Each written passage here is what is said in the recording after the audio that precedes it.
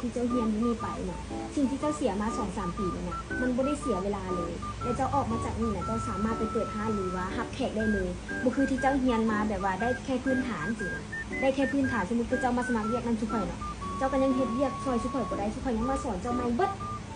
สินะแต่ว่าถ้าเจ้าจบอยู่นี่มาเนาะ3 ปี 4 ปีที่เจ้าอยู่มาอยู่นี่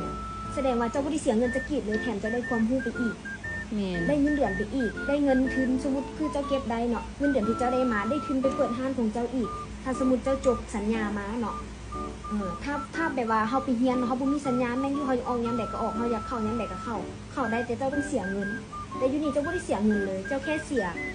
ยแบบว่าก็สำหรับเฮาก็บ่ได้เอิ้นว่าเสียเวลาเด้สำหรับ 3-4 ปีมันคุ้มสำหรับเฮาเนาะสำหรับเฮาแบบ10ปลาย20ปลายต้นๆเนาะคือแบบมันเป็นช่วงเฮียนฮู้อยู่แม่นบ่ล่ะถ้าสมมติว่าเจ้าสิไปเฮ็ดเริ่มของตัวเองเลยเจ้าจบคอร์สมาน่ะขนาดจะมาสมัครเรียกนำจุข่อยเจ้าบ่สามารถลงมือรับลูกค้านำจุข่อยได้แล้วแต่เจ้าสิไปเฮ็ดเองได้บ่ล่ะบ่ได้คือเก่าแม่นบ่เจ้าเพราะฉะนั้นเฮาต้องมาเรียนรู้เพิ่มเติมการที่เฮาอยู่นำกันแบบนี้แบบครอบครัวแบบนี้น่ะมันมีความสุขและบ่ฮู้หยังก็ถามกันได้สินะรวมกันได้แบบครอบครัวเลยสบายกว่าสำหรับเฮาว่าได้ดีกว่าเฮาไปเรียน4-5 มื้อแล้วเฮาได้แค่พื้นฐานที่เฮาจบแล้วไปเขาจะไปเปิดห้างกับบ่ได้มันเป็นครึ่งกลางๆเลยว่าเจ้าก็ยังบ่กล้าลงสมมุติเจ้ามาสมัครเรียนนำทุกข่อยเนาะลูกค้าทุกข่อยหลายทุกข่อยอ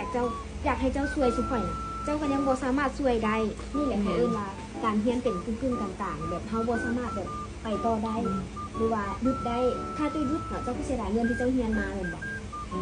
เพราะฉะนั้นแล้วการอยู่แบบนี้อยากให้ทุกคนคิดเห็นโอกาสแต่ว่าน้อยคนที่จะให้เข้ามา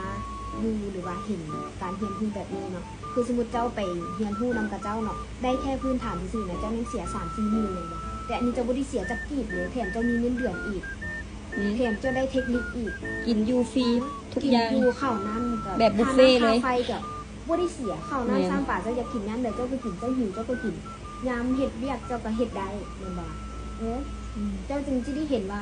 การพัฒนาเฮานี่นะได้พัฒนาตัวเองกับการที่เฮาได้มาอยู่แบบนี้นะได้พัฒนาตัวเองได้หลายเลยแหละเขาออกจากนี่ไปนะปุ๊บเขามีทุนเขาเปิดห้างได้เลยบริการลูกค้าได้เต็มที่เลยนะอยากให้ทุกคนคิดเห็นแบบนี้ก็เลยมื้อนี้ก็เลยเอิ้นกันมาล้มกันเนาะอยากให้ทุกคนอยู่กันโดยแบบครอบครัวที่นี่ก็วางกันโดยแบบครอบครัวอยู่แล้วเนาะอยากงานกับแบ่งกันเฮ็ดถึงแม้ว่าห้างเฮากับจะง่ายแน่แต่เฮาก็หลายคนเฮาก็แบ่งกันคนละไม้คนละมือบ่เข้าใจอย่างกันบ่พอใจอย่างกันบ่พอใจแบบนู่นนั่นนี่กันก็มาล้มกันได้เปิดโต๊ะล้มกันเลยบ่ให้ทุกคนเก็บว่าอยู่นี่อึดอัดแบบนี้นู่นนั่นนี่บ่เอาเขาล้มกันเลยอยู่กัน